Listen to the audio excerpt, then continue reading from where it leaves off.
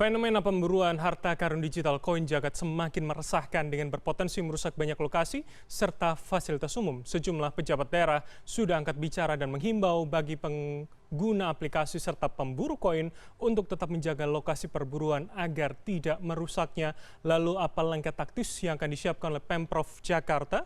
Dan untuk mengkonfirmasinya sudah bersama kami dari luar studio, PJ Gubernur Daerah Khusus Jakarta Teguh Setiabudi. Selamat sore, Pak Teguh, apa kabar? Selamat sore, Mas. Selamat sore, para pemirsa. Baik, terima kasih sudah berkenan bergabung, Pak. Jadi langsung saja, ini hingga saat ini saja masih ada di laporan rekan kami tadi di Laman Langsak, Kebayoran ini masih banyak sekali orang mencari dengan petunjuk spesifik begitu, Pak. Apa yang kemudian langkah taktis, langkah tercepat yang dilakukan Pemprov agar ini tidak semakin meresahkan, tidak semakin merusak fasilitas umum, ruang publik begitu, Pak? Pertama, kami sudah mengarahkan kepada jajaran kami di lingkup pemerintah Provinsi DKI Jakarta, khususnya adalah dari jajaran Satpol PP, untuk memberikan pengawasan kepada area-area yang potensial dijadikan tempat game koin jagat tersebut. Jadi menjaga, sekaligus juga melipat gandakan personil untuk menjaga.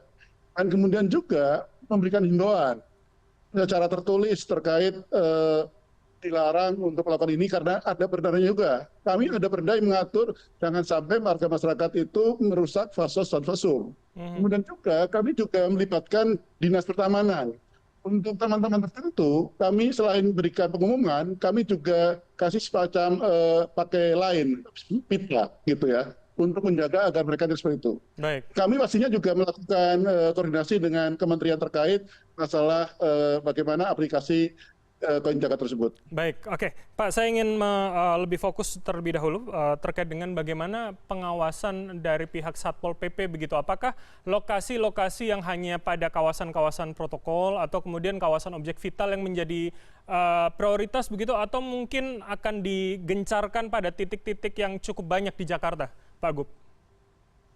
Seperti yang tadi kami sampaikan, kami memetakan area-area yang potensial dijadikan tempat bermain game koin jagat tersebut.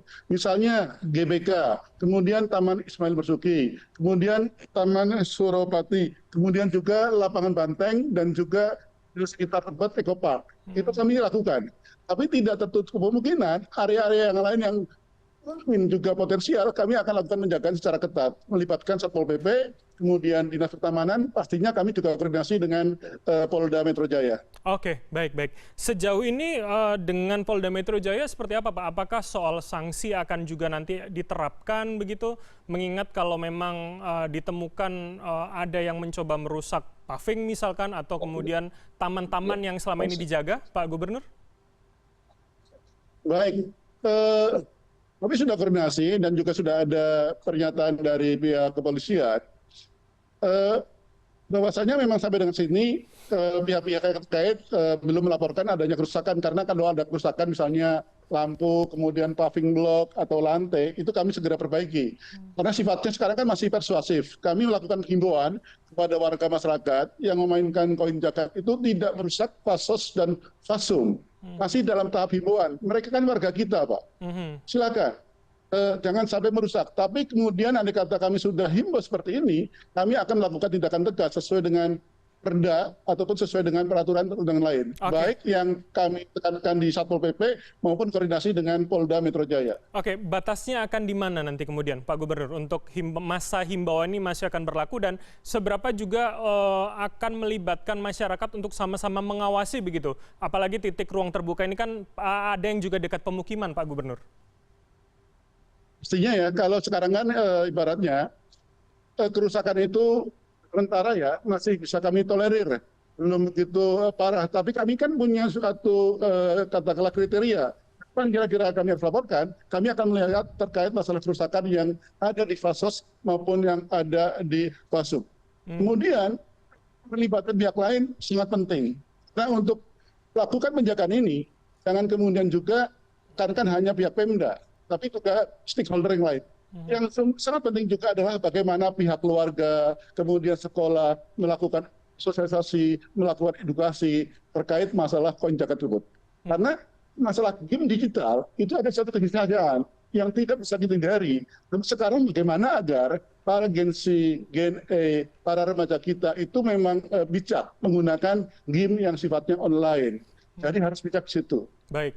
Pak Gubernur, artinya adakah kemudian instruksi dari Pemprov untuk turun ke bawah ke bagian dinas dan unit-unit yang dekat dengan masyarakat untuk juga aware soal ini begitu Pak, mengawasi bersama begitu Pak Teguh?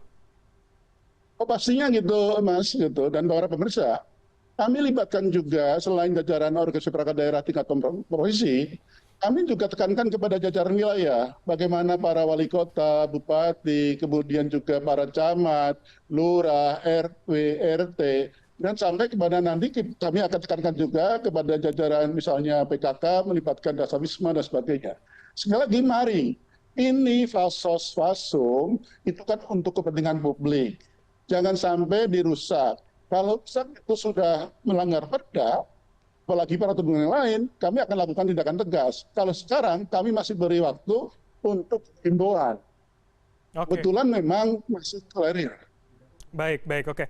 Pak Teguh, Anda tadi sudah mengatakan akan berkomunikasi pula kepada pihak aplikator begitu, mengingat ini rasanya pihak dari aplikasi juga sangat detail spesifik di mana letak dari koin tersebut disembunyikan begitu. Apa langkah sejauh ini yang sudah dilakukan untuk kemudian aplikator juga memahami keresahan bersama masyarakat ini, Pak? Yang pertama saya perlu sampaikan, rasanya untuk men-take-down suatu aplikasi itu kewenangannya bukan di tingkat pemerintah daerah, ada di kementerian lembaga. Dalam hal ini misalnya adalah Kementerian Komdigi. Melalui Dinas Kominfo yang kami sudah perintahkan melakukan koordinasi dengan Komdigi, dan Komdigi seperti yang juga sudah kita dengar dan baca, itu juga sudah melakukan koordinasi dengan PSE atau penyelenggara aplikasi tersebut. Kita berharap penyelenggara aplikasi tersebut tentu saja kooperatif dan juga katakanlah mungkin menyempurnakan, melakukan perbaikan. Kalau ternyata koin zakat itu memberikan dampak negatifnya, ya dampak negatifnya itu yang harusnya ditiadakan, minimal diminimalisir sedemikian rupa sehingga tidak menimbulkan kerusakan pada fase termasuk. Tapi kembali lagi juga jangan berlebihan, kemudian mempromosikan koin zakat dengan hal-hal yang membuat masyarakat remaja itu menjadi budaya instan. Padahal sesuatu yang instan pastinya adalah tidak baik. Oke, saya setuju dengan kalimat terakhir Anda begitu.